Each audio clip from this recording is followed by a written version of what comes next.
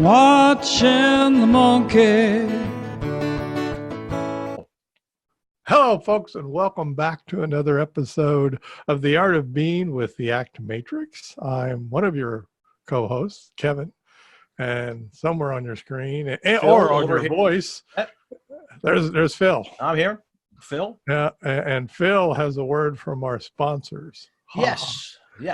Before we get started with our guest, Nesh, we like to do a little word from our sponsor, which is us. The way we sponsor this podcast is by conducting Act Matrix certifications.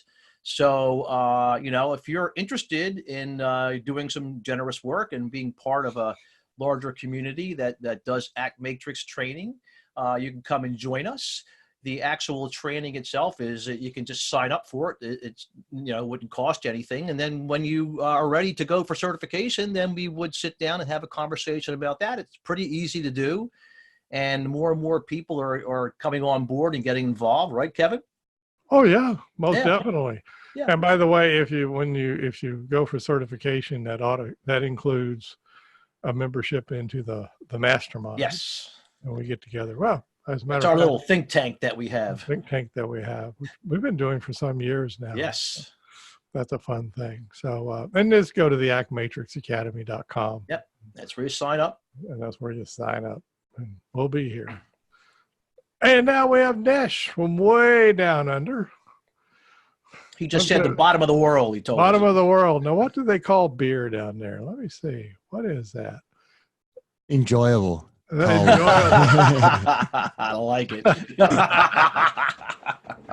What is it? Foster's Australian for Yeah, it's interesting. So I don't think too many Australians drink Foster's as a regular, but I know that when we export it, it sounds as though we do, and it's one of our big. That's no different. It was such a great ad here in the United States. Like a charm up here. Oh yeah, and they had this really thick Aussie accent, and they would do Foster's Australian for beer or whatever it was. It was great. It was great. Of course, I think we still push out there all of our normal Crocodile Dundee type. Oh yeah, scenarios. Sure. Oh, we love that stuff. It worked like a charm. Whenever Australians watch any of that stuff, we just cringe. When you see the reality of what's goes out there, we always, panic. That's not us. Yeah. Oh, well. But anyway, Nesh is here to, talk to us about some aspect of the art of being and the Act Matrix and stuff. So on this podcast. And so what you got? Nesh. Well, I thought we might just chat a little bit about, I suppose, integrating, at least for myself, whether it be, the Act Matrix or, the idea of, hexaflex, or whether we talk about, attachment or avoidance. I think it's about, for me, the overall integration of how I, observe the world, notice the world, reflect on my own being, hold my toward or away concepts and be understanding of that. And so, I'm not sure how others integrate, the Act Matrix or, the hexaflex or any of these philosophical, appreciations and understandings in their life. But I very much, I feel like I've embodied a lot of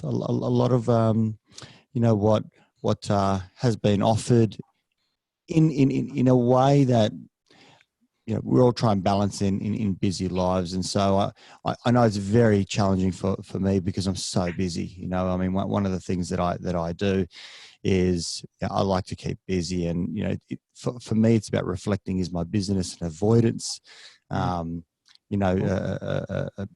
Behavior, is it an away behavior, or is it really, more of a toward? And sometimes that's a little bit confusing to know, because, as it's always kind of playing about, I can find myself, questioning that quite a lot. And, it's hard to decipher at times, but that I think is what part of, the Act Matrix is about, sitting in that center and actually reflecting and looking.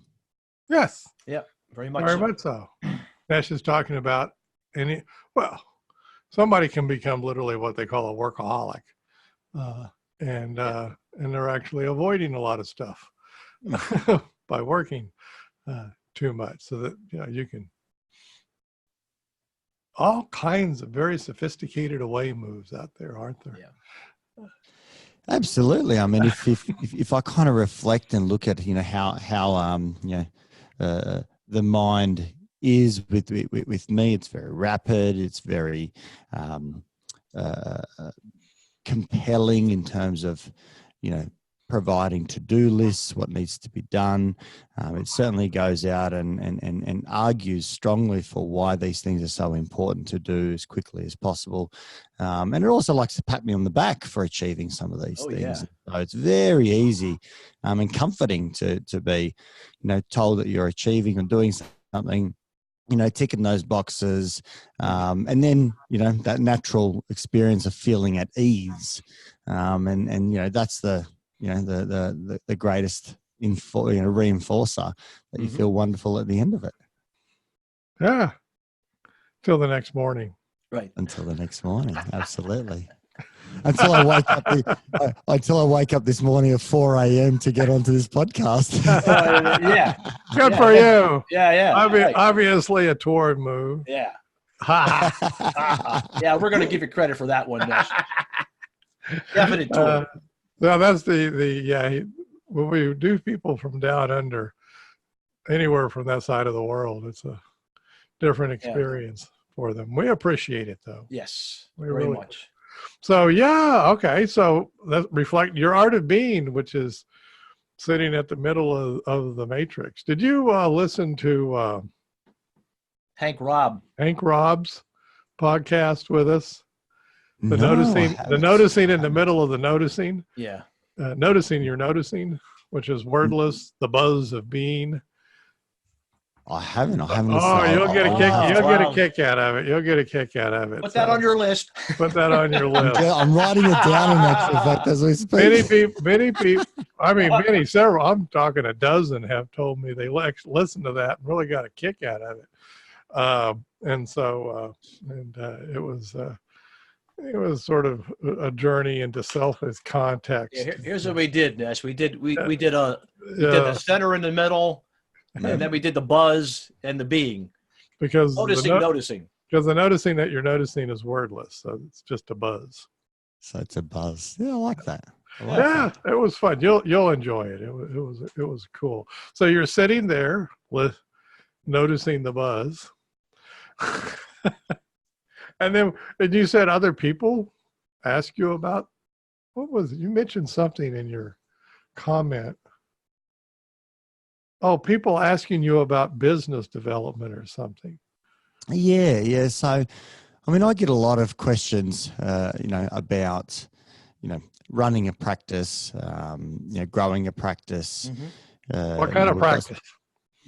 So we've got 17 rooms here at psychology practice. So we pretty well only do sort of psychological, counseling, therapy, and there's a lot of moving parts when you're developing, a practice, and staffing is certainly one. But you end up playing every hat that's known to man, whether it be, acquiring a printer and trying to figure out the economics of, one printer over another and the cost per page and what the consumables are worth, all the way through to, marketing, whether it be, marketing on the side of a road, or, creating an A-frame to stick out the front of your business, or whether it be something a little bit more technical like Facebook advertising or Google advertising, or, remarketing, doing the accounts, which, is incredibly complex in Australia. We've got, complex tax laws as most countries do, but being on top of all of that and doing your bookkeeping and the like. Well, I'm tired. Yeah. Just listening to you, just because Phil and I don't do that. And they're just a few little aspects. Oh my goodness, do you have help? Well, In some sense, yes, absolutely. And this is part of the challenge of finding, exceptional people and, being patient. It's, understanding it's a process and being patient. Patience also comes with, exhaustive hours because to try and tick all of those boxes. If you're ambitious like myself, and then run a podcast and do other initiatives and so on and so forth, you have to have support. So, and that grows with you as you kind of develop as well. But at the same time, you're constantly questioning, toward, away, moves and where you sit and why you're doing some of these things, because some are much easier to do. For example, I absolutely love sitting with clients and being present and doing the therapy. And then there's another aspect, which is I love the idea of doing something that's a little bit larger than myself, and that's where the practice comes in, and that can be a bit tiring. Sometimes that's where the hard part of life is, and that's probably where the ACT sort of framework in my mind has to be operating more, because it's easier to lose sight there. Wow. And people ask you about all of this, how to set it up? Yeah, absolutely. I mean, in Australia, it's relatively accessible to, and I'm sure it's probably not much different in the US and other countries. It's relatively accessible to, after becoming a psychologist, to start your own practice.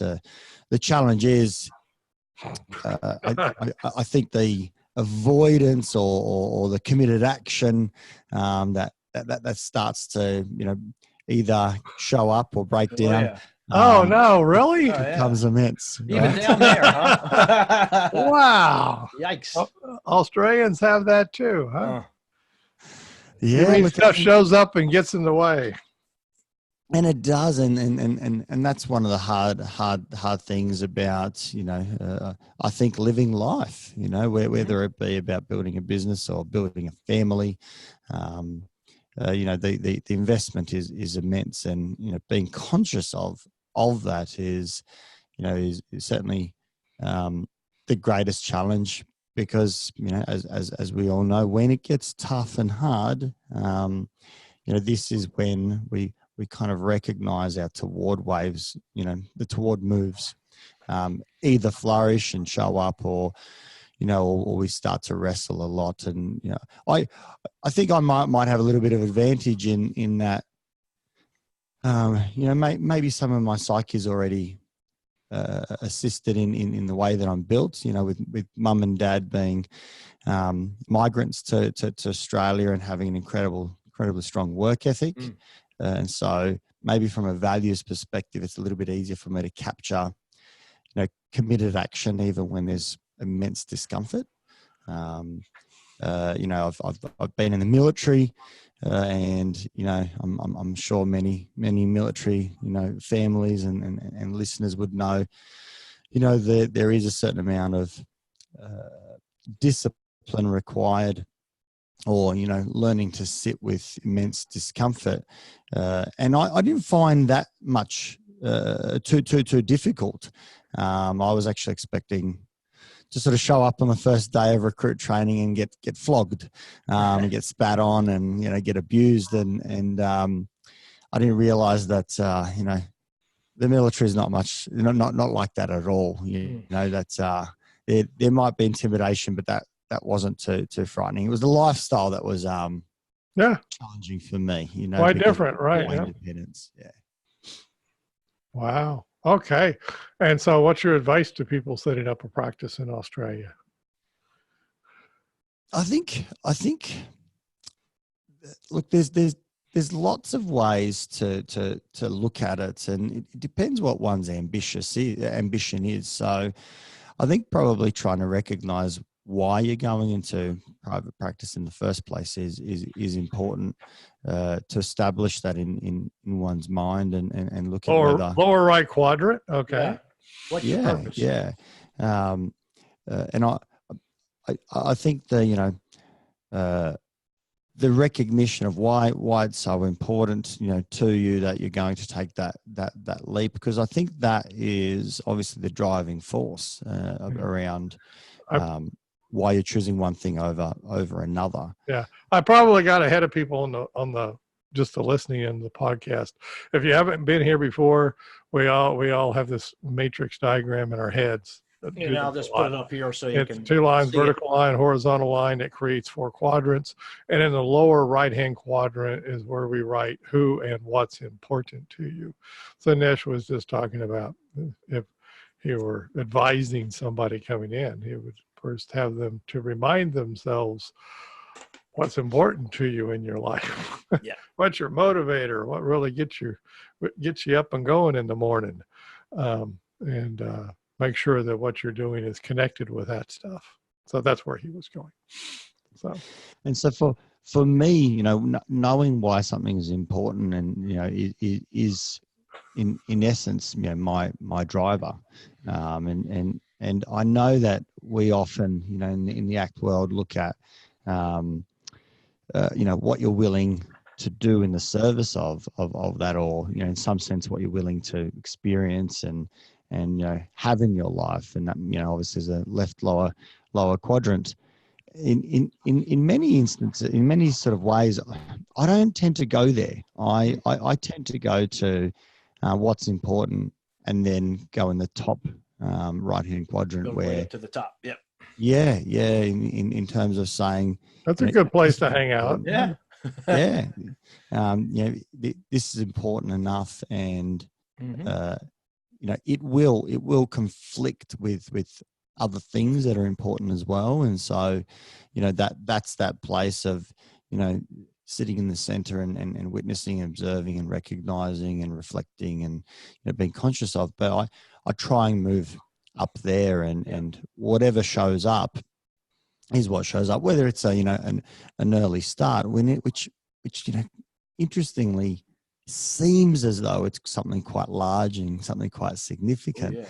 But when I think about it once we place any of these things in context, to me, these things drop away. I'm sure you guys would have seen recently the huge fires that have been ripping through, particularly the east coast of Australia. There's property damage. There's loss of lives. There's huge, vast areas of forestry and beautiful nature that's been destroyed, which obviously means a lot of wildlife as well. I think last estimates were well over 500 million animals that have been destroyed. So once we put all these things into perspective, and I like to try and do that, to be grateful for, it then just kind of says to me, well, a 4 a.m. wake up isn't anything too heavy a burden. And I wake up in a beautiful home, that has insulation, and I quietly get up, and I've got 2 little girls that are sleeping, in their beds. Yep. I have a shower, beautiful, warm running water, a cupboard full of, ironed clothes, and certainly more clothes than I need. All these things are fairly mundane, but in actual fact, they are the things that are important, and perspective helps to see that. So a 4 a.m. wake up is really negligible, at least in my mind. So, I know it's hard. There are times, I'm not suggesting that this is an easy lifestyle. There's plenty of work, and I get down, and I, have to drag my feet out many times. Like, what's important, and what needs to be done to to achieve that, to live in line with that, to be satisfied in life. And these days, one of my motivating factors is to be a great role model for my kids. And I think ethic of hard work is something that my parents have passed over to me, and hopefully I can model to my kids as well. But I think I'll balance it more than my parents. There you go. Yep. So in private practice, so you're the boss, right? It's yours. Right. Yeah. So you get to choose what kind of management model. Yeah, absolutely. And another thing Phil and I talk about is organizational levels of levels how of businesses are organization. organized, And how some of them are very miserable to work within. Right. Well, the military that you came out of, that's known as in the color coding system as a bronze system. Yeah. So is government work and stuff and school work that Phil and I came out Right. of. So very regulated, regimented, and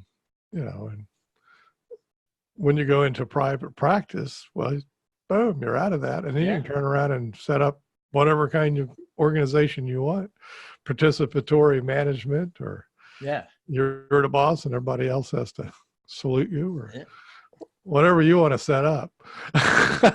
or you can go for the benevolent dictatorship, Nesh. There you go. That's the most efficient system of government known to mankind.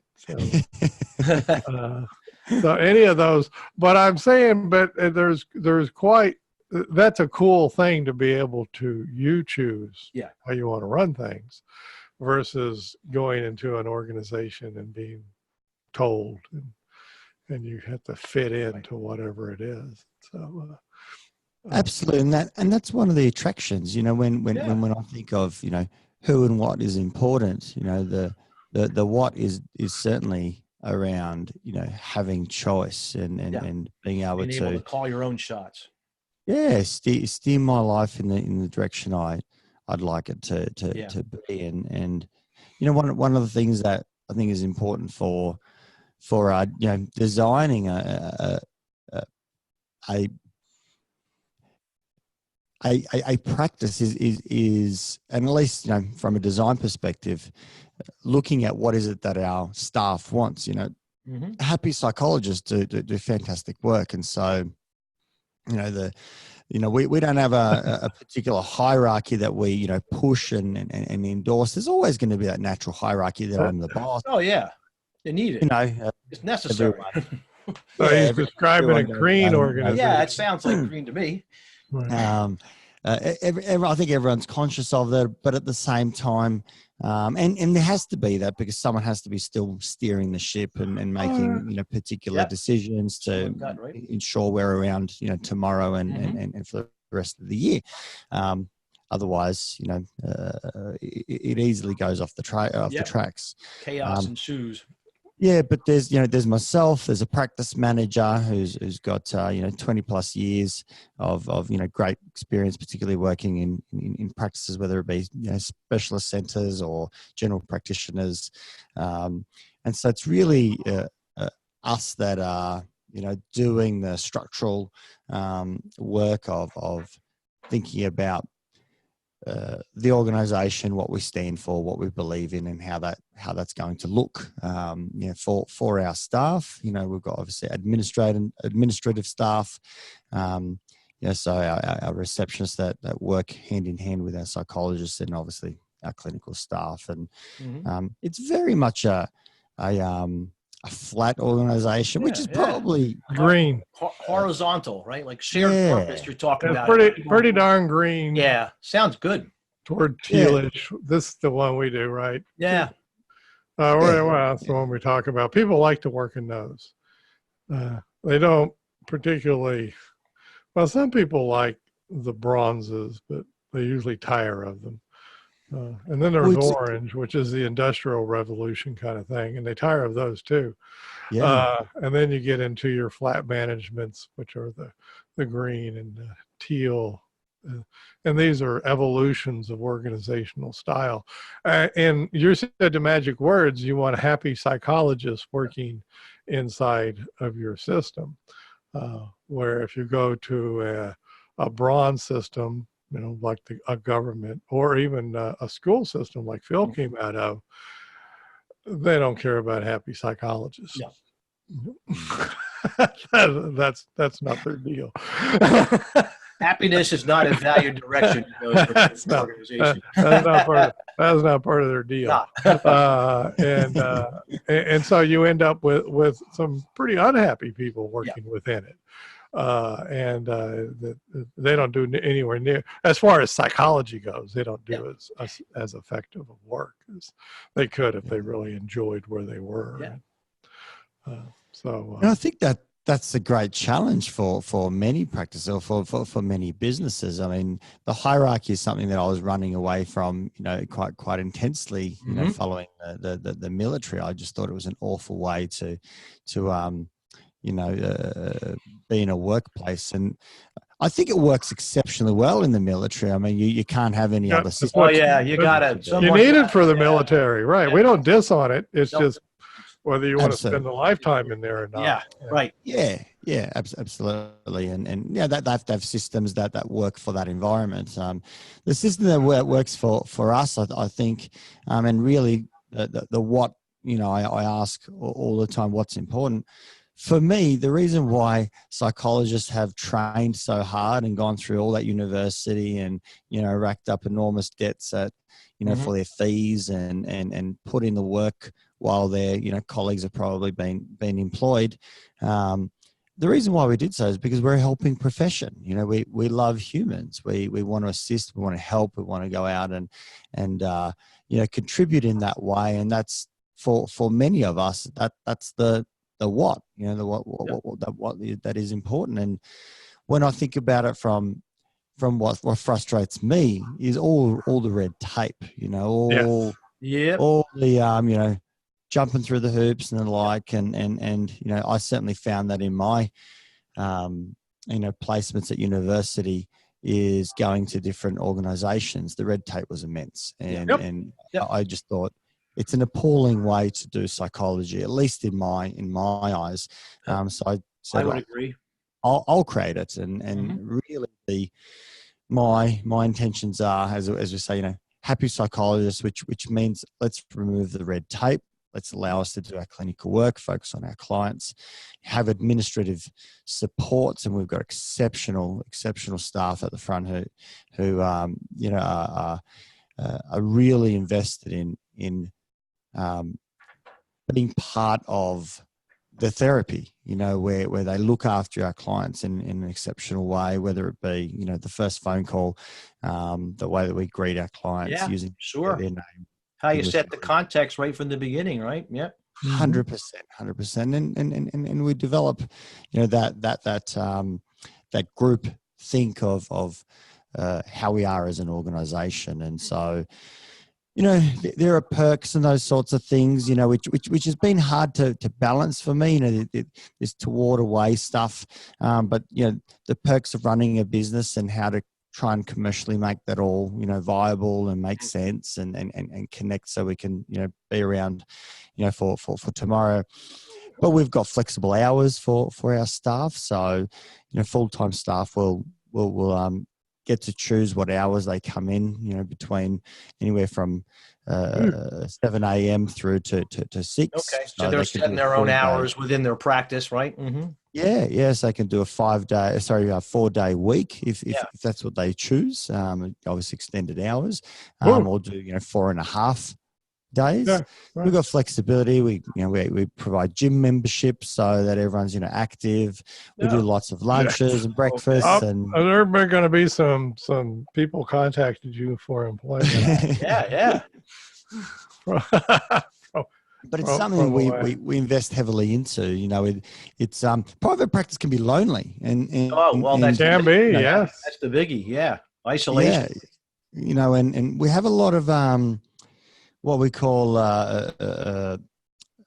contractors in Australia. So people come into organisations and they contract out, saying, I'm going to work for a particular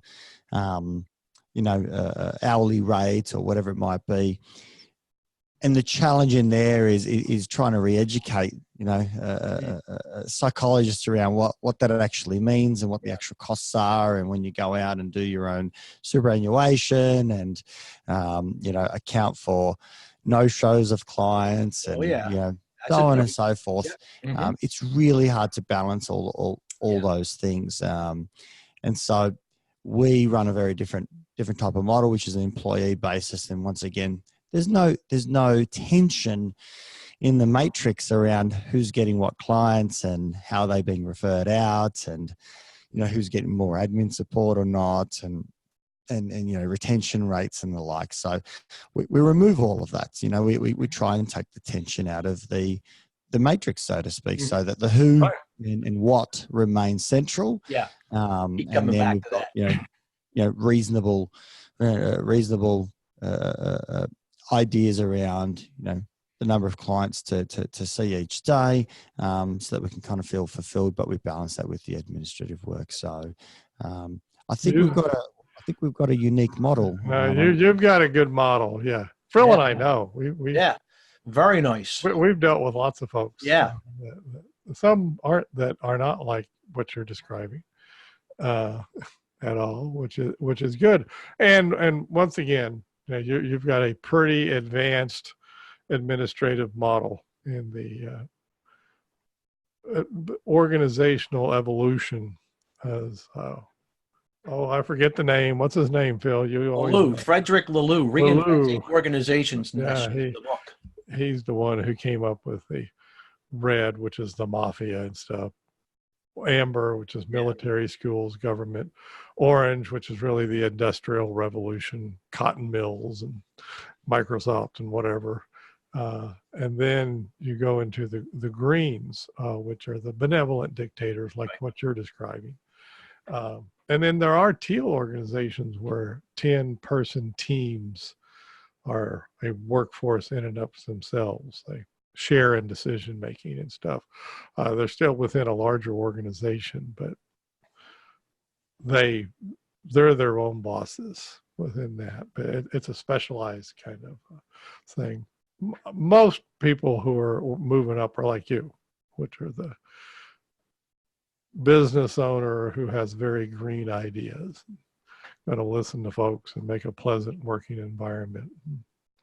Ben and Jerry's. Have you ever heard of the ice cream Ben and Jerry's? I have. We've got them. They're sort of I think they got bought out. Well, they don't do that anymore. But when it was just Ben and Jerry running. Back when it was Ben and Jerry's, it was cool, and you smoked dope and had a good time. They were the bosses and the owners, but everybody had a good time, and we're well taken care of, and got free ice cream and gym memberships and all that gets like that.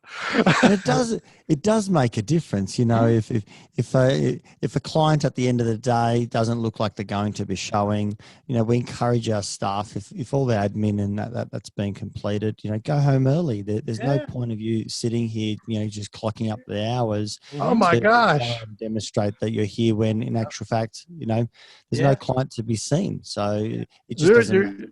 You have the dream place where people want to go work. People sending resumes your way. I can see it now. Man. There's no more value that you can add at the end of the day. Right? There's no more clients around, right? It's a hard balance though in terms of running that sort of space, because it's important that we look after, obviously, our staff. I mean, trying to support them to do best quality work, which means then we can focus on evidence-based, therapy, like, the ACT model. But it's also about trying, for me at least, trying to take a little bit of time away from my clients. One of my who and what's, is my clients. And one of my greatest challenges is getting away from my clients. I inevitably, have that compulsion to say, yes, I can see, this client is struggling. More and more and more.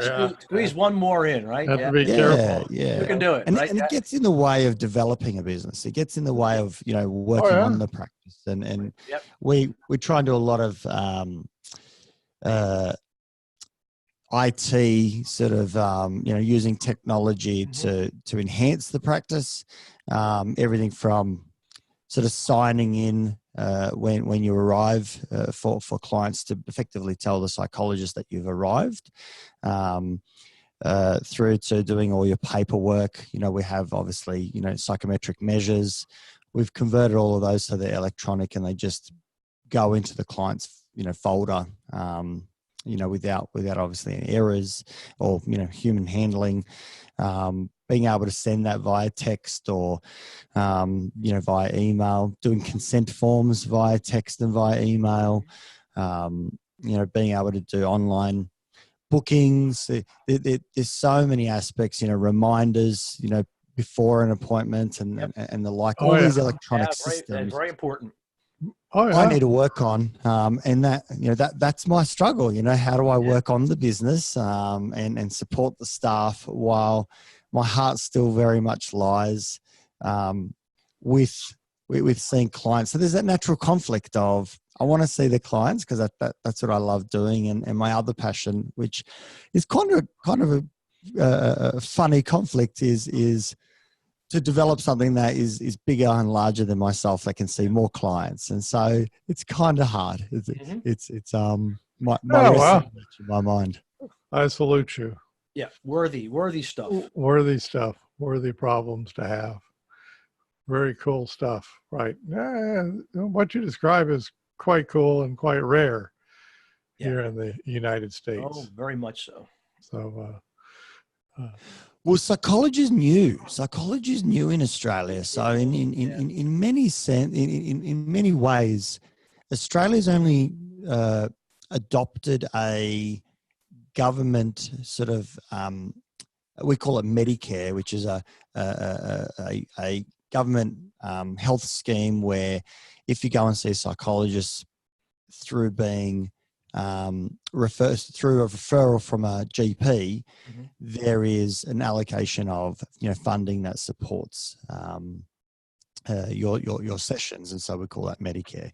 No different to if you go and see your GP, and let's say it costs $50 to see a GP, the government will rebate you, let's say, 35 of those dollars, and they do the same thing in Australia. But that's only something that's come out. Look, it's probably coming up to or closing up to maybe 12 or maybe even 15 years. So we're in early days. Psychology in Australia is, maybe in its, childlike years, and Really? we have a great opportunity to develop a benchmark of how psychology can, that's a good thing. Because like your model, it's a good thing. Yeah, that's a way good. Yeah, we're trying to kind of say, come on, guys, come on, team, let's do it in a way we can impress our clients, and you're going to do that by having great clinicians first and foremost. I think we've got pretty good training these days. We've got very, very interested and motivated, clinicians that are client focused. I think by virtue of the work that we do and the people that we attract, but then obviously giving them the tools and making it seamless, so we don't have to go out and do red tape and all the other nonsense that ends up consuming our lives, and that's that stuff that we want to move away from. But I think we've got to structurally move away from it, rather than just do. Obviously, make the changes where you can, and we've got to kind of accept what we can't. You got it. And that balance, where we can be motivated to do the structural things, is important. Yeah, it sounds like you're. As I'm thinking about it, it's like you're noticing what's working for you. You're noticing what's in the best interest of the client, and then you're always coming back to that the workability question: is this working to get us where we want to go? That's a great model for it's a great business model too. As it is out for you. And it's hard because what I think is works for me. It's almost a dictatorship at that point, because it's kind of like, I think this kind of works, so we're going to go out and put that forward. Where I suppose I've evolved is where staff are more involved in these processes of what do we as Buy a it group in, yeah. think is going to be helpful, or how might we look at flexibility in the workplace, rather than it just being, I've come up with this, air quotes, brilliant idea. All ideas are brilliant, aren't they? But you then send it out to them, and when they talk at you, you listen. Right. Well, yeah, we have open forum meetings, and so everyone gets number one most important thing for humans is to be heard. Right. And Phil and I both, that's the deal, where upper management comes down with their air quotes great ideas. Yeah, here's a brilliant idea for you. And shoves them down to the workforce, and they say, we would like your input, and they don't. No. And they don't take it. Yeah. And then the implementation comes about just the way they said anyway, and everybody hates it because they weren't heard. The biggie is that they weren't heard. And so one of the big things is that when you come up with, and somebody needs to come up with the ideas. I mean, that's your job. But then they'll run them out there and say, what do you think? You think this will work? Maybe it will, maybe it won't. Maybe we have a way. And there's that testing phase. Yeah. You gotta try it. Tabling it, let's have a look. The fear is always there. I mean, especially with the IT sort of stuff, the fear is when you don't know something, yeah, exactly, don't go there. Versus, that question of, if it's a good idea to do, maybe we go out and invest in that, despite the fear of it's going to be a terrible result, or it's going to be very expensive to try and achieve, or who's going to go out and manage the IT, or whatever it might be. That's where I work very hard. That probably staff don't get to see the work that goes in the background of saying, we're going to push this forward to make it happen. And then you're in the testing phase, and the testing phase is the nice part. We do it, we get some feedback. Quite often there are aspects that are enjoyable, and we all say, yeah, that's actually really helped, and it's made it better for the clients, or it's made it easier for us. It's less handling, and then we have to tweak. So once again, there's lots of pain and effort that goes into adapting it and changing it, and that's my job as well, to go out and do that in the background. So. It's not the most pleasant part of what I do, but the fine, the proof, is in the pudding, as they say. Not that I'm a pudding fan, but that's the saying. Yeah. Yes. That's it. And at the end of the day, it resonates with what I believe in, and there you go. Yeah. Well, you have done, something that probably Phil and I have not ever had. And we've had several of these green, amber, orange, green, teal conversations, but we were never talking to somebody running one of them. Any of them. This is the ground. And I'm going to tell you right now, the odds of us talking on a podcast with somebody running a red one are really low. Yeah. Unless they Amber on, and don't tell us ahead of time. Yeah, amber on up, we're okay with. Yeah. But you're obviously running a green organization, and that's cool, because now we get to hear one. And if anybody wants to know what in the world are they talking about, it's Fred, right? Frederick Laloux. Reinventing Organizations. And it's called Reinventing Organizations. And we always illustrated guide. We always recommend the illustrated guide. Right, because it's got really nice pictures, and Phil and I need pictures. And it's an enhancement of the original book. Right, and it's really well done, and it'll tell you about the evolution of workplaces in human culture. And it's very interesting. And when you read it, you quickly realize you probably want to be working for a green or a teal. And so Nesh has got himself running and has chosen to do one of those nice green ones. Yes. And so let's all go to Australia and go to work for him. Right now. I think psychology, practices lend themselves out to that because They do. hierarchy. Oh, it's waiting to be had. Definitely. Nesh, Yeah. yes. Yeah, but here in the States, I guess psychology is a little older. And so the set thing is you come out of graduate school and you're brand new and you have to go do an internship. And these days, almost everybody does a year of postdoctoral training. And you end up in these amber or orange organizations.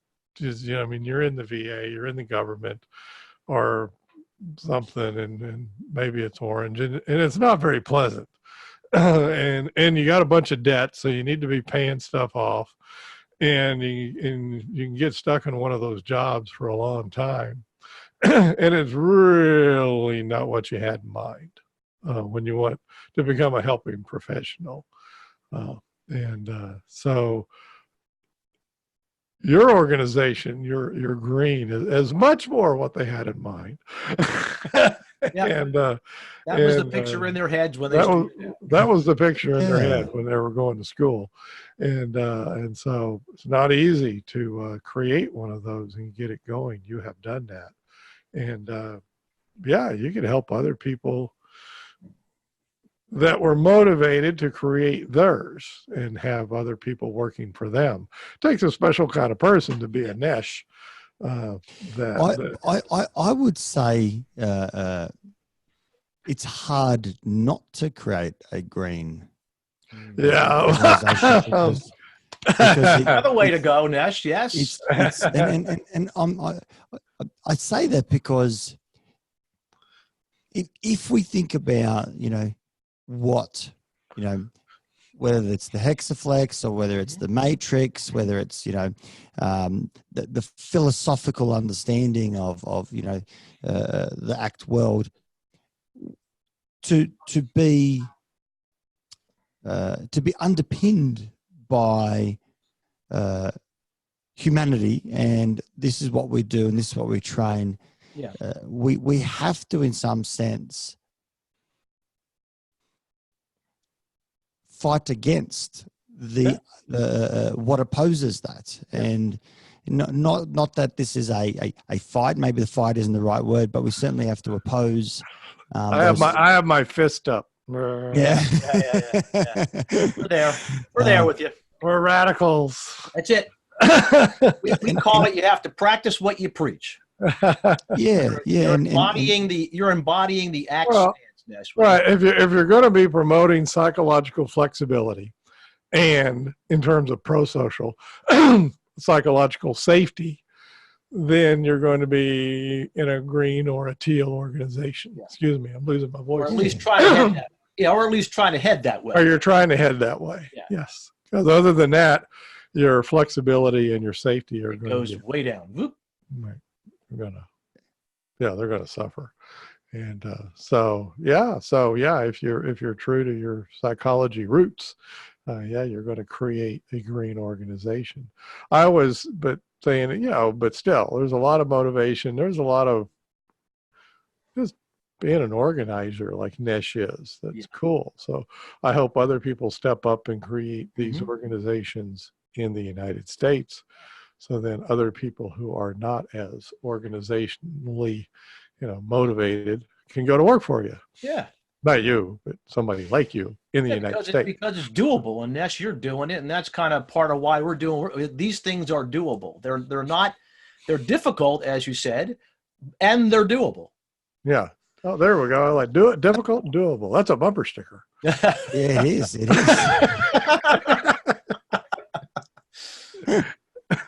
That's a Forrest Gump moment right there.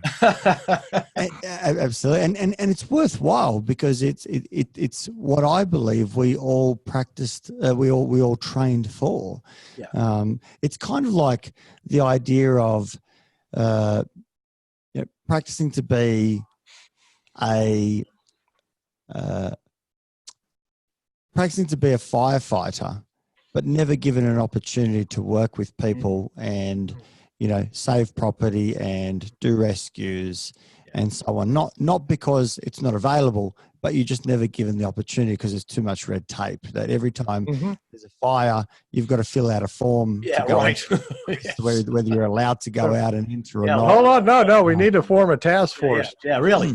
Let's get a subcommittee together to study the fire. We need an inquiry as to whether we can or can't. Then we'll send out a questionnaire. Oh my God. Right. Yep. And that's what you get in a lot, and especially in the AMBER organizations, you get a lot of that. And I think, you know, when we start operating in that way, in so many ways, it says that our training is no longer valid. Exactly. Says that your evidence-based practice no longer exists, and you need to be told by someone whether something's appropriate or not. When in actual fact, we've been provided an opportunity to act as professionals, because we're trained as professionals, and you know. Oh yeah. If you allow people to be that, they know what to do. You know, they're not silly people. And psychologists are, you know, quite clever and considered. And you know, we do have great processes in place to ensure that if you're struggling, they're supported, like supervision. You know, making sure that you've got your peers around. There are ethics. There's, you know, our governing bodies that can go out and support with professional advice and the like. Which anybody who's inside of this profession knows that's plenty to navigate. Plenty. You don't need a bunch of red tape on top of that. Will really bog you down and keep you from doing what you love to do. So this is cool. Yeah. Wow. What are we going to title this thing? You get to title it, Nesh. Oh no! Oh no. Yeah. At least something close that I can get. Yeah. I'm getting my pen out here. I had it. Oh, there it is. This is my title paper here. I'm going to need a bit of help here. I can't just pull something out of a. Let me see. When we're doing the art of being, and running a practice, running a collaborative, whatever kind of way you want to define it or describe it for yourself. I like the word something that's consistent with. So, you know, a act matrix consistent practice. There you go. You know, ooh, I like it. I think consistency, you know, congruency is always an important. So when I think about decision making in the practice, I'm always thinking, what's the intent? Is it consistent with the intent? Exactly. You know, what will this actually do versus what do I want it to stand for? So I think consistency is probably a useful term that kind of talks about the function of how decisions are made throughout you know. That is perfect. Yep. Because that brings in workability and all of that stuff. Right. All in a simple fashion. Yeah. Excellent. People are going to love this. Yes. And they're going, man, you're going to be getting calls. I swear. Yes, you are. I swear, because I know too many people who are not working where you're working. And it's killing them. Yeah. I mean, literally, Nesh, it's really killing them. Yeah, especially, here it's bad. Why do you think that is? Why well, I think it gets back to we gravitate like out what of. Kevin said. We get stuck in these organizations, you know, and you know, I've done private practice and school alongside, and I know that, you know, school psychologists, just the same thing. Once you get that training and degree, you're subsumed under, you know, you become what they want you to become. You know, the old Procrustean bed where they just take you down and they chop off your arms and the things that you can do, and you're only able to work within these prescribed settings, you know. And then I think the fear part, like you talked about at the very beginning, that's a huge piece. I think fear shows up and that can stop you dead in your tracks. And then all the other things that, you know, you're getting the little messages and the big messages you're getting from that organization that you're acting within. And it takes really some courage to be able to step out of that and at least step back from it and say, hey, is this where I really want to be and where I really want to be going? Yeah. And then the case of, if you do want to get out, many people just don't have the means And that's the other thing. to go out on their own, and there's not some place like you have where they could go to work for it. Now, I can think of one here in the state of Maine that people used to go to, and he was a good guy, but he's since retired, so I don't know if that practice is since still going. But he couldn't take everybody, and everybody else was you're either going out and hanging up your own shingle in your own one person, all by yourself, chief cook and bottle washer, as they say, Yes. private practice, and if you can do that, and people have been successful at that, but that's going to be hard to do versus going to work someplace. So we need a lot more places like yours, Right, that will take in these bright young psychologists who are highly trained and ready to do something, and not be squashed, or as Phil just poignantly said, had their arms and legs cut off. and then muzzled on And top. then muzzled. Oh my God. That's Leave out the muzzling part, That's an attractive movie scene right there. Whoa. we can beat the passion out of you, I'm sure. Oh yeah, very easily. Oh yeah. And in a lot of ways, that's what those do. That's what those institutions, that's what they want to do. And so anyway, we need alternatives. So ACT Matrix Consistent Practice. This will be great. Yeah. We'll love it. They'll just love this. Great title. This will be fun. I'm pleased. And be prepared for consulting work here in the United States. Yeah. Ask you how to set these up. Yeah. Well, I think all of us that are, very cognizant, and I mean, I've embodied as much as I can in my thought, around what does the matrix stand for, or ACT stand for, and that versatility that we're all very well aware of. Whether it's a proactive way of doing organizations, or doing policy if it's government, our individual lives, going to the hard places, for many of us, it's those emotional things that pull us around. But if we're just thinking about, what am I, I think it just keeps coming back to that who and what. You're right. It does. That's where I always go. Right. We just go right back to who and what's important to you, because that's where the good stuff is. I mean, it's where the motivation is. It's where it gets you up in the morning. Yeah. And gets you through the pain. Gets you through, and then the hard stuff shows up, and you say, okay, well, there's the hard stuff. However, I still got this stuff to do in the service of who and what's important to me, and here we go.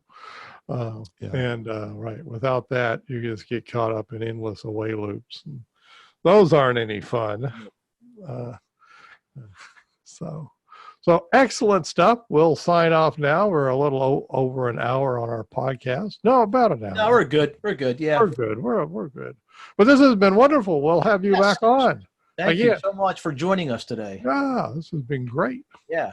And thank you, Phil and Kevin. It's been a pleasure speaking with you guys. And, I know it's not easy running a podcast, so I appreciate the effort that goes into producing and distributing it. So, thanks for the opportunity. Oh, thank you. And we'll talk soon. All right. Sounds good. Okay, bye-bye. Bye.